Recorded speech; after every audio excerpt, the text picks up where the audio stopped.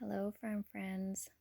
So, this by no means is a very professional video, but I wanted to get this information out on preserving and storing all of your fall goods. So I have my notes here. Just going to kind of go down through them. Hopefully this won't be too long. I'll attach a copy as well to the email that I'll send out to all of our CSA members.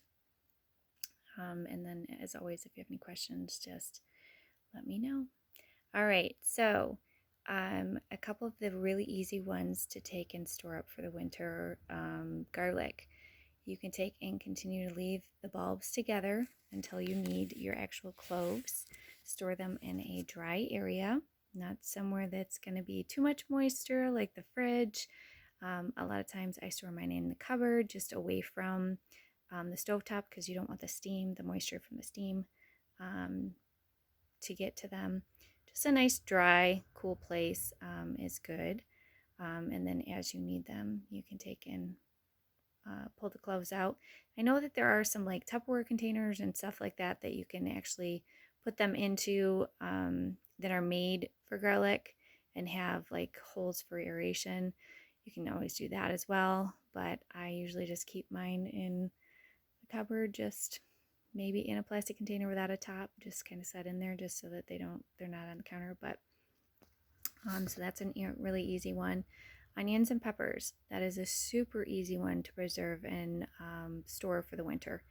Just wash up your peppers, cut them, take out the seeds. You can either take and chop them if you use them chopped all the time in your recipes, or you can leave them in halves. You can quarter them, whatever you desire, and then just put them in a little freezer bag and stick them in the freezer. I always label them so I know which year I'm working off of. Onions, the same thing.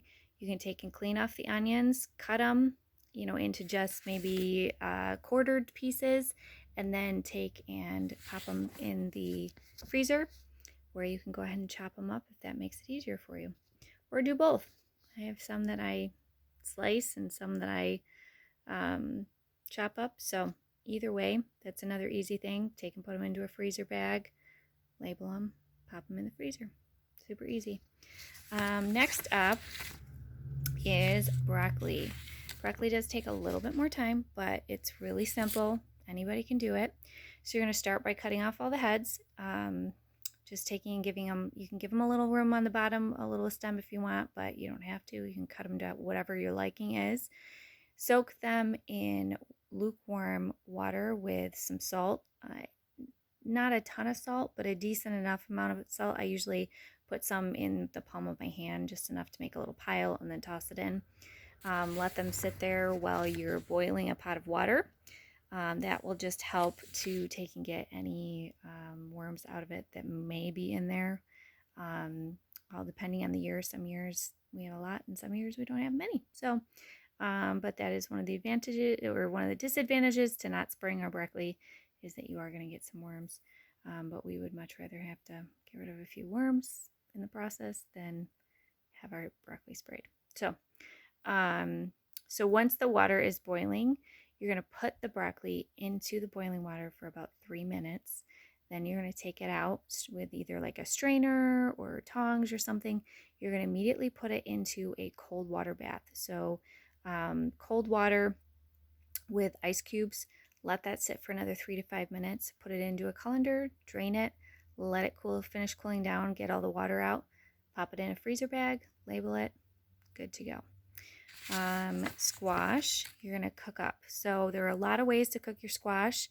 You can do it in the Instapot, the crock pot, the oven, the microwave. So you can look up various ways online to see what is the best recommended amount of time for your preferred method of cooking. I use my Instapot a lot, and it usually takes like 10 to 12 minutes depending on which type of squash I'm using. But you can take and cook it up, take and let it cool for a little bit, scoop it out, pop it in the freezer. When you go to use it, take and pull out the bags as you need them. If you like yours very thin, you can take and once it's thawed, you can take and stick it in the mixer and just mix it up a little bit. and that'll take, or immersion blender, and that'll take and get rid of any of the lumps.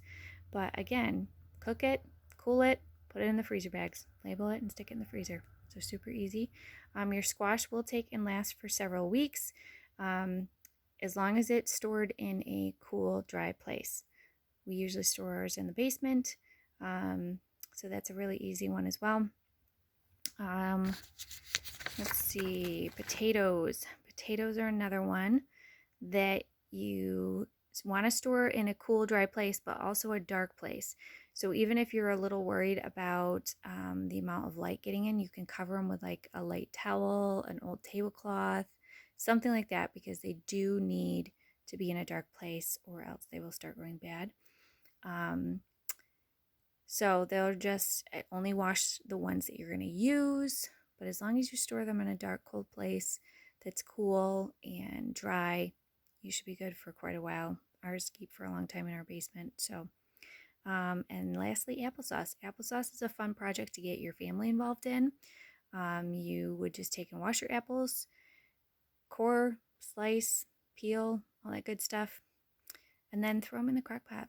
That's how I do it. Super easy. I throw in a little water, maybe like a quarter of a cup or something like that, and then I check it throughout the day to see if it needs a little bit more, but just a little bit to get the moisture in there. A couple of cinnamon sticks. You can sprinkle a little brown sugar on if you want to.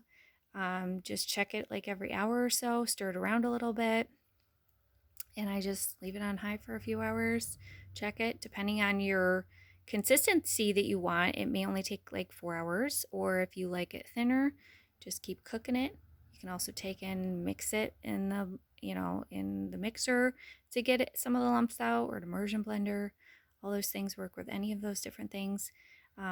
Or you could leave it chunky and then put it in the freezer, and when you pull it out after when you go to use it, you could always take and smooth it then. So again, it's another thing that you cook, let it cool, put it in the freezer bags, stick it in the freezer, good. So I will take, and like I said, I will attach the directions to the email that I will post. And if you guys have any questions, let me know. Thanks so much.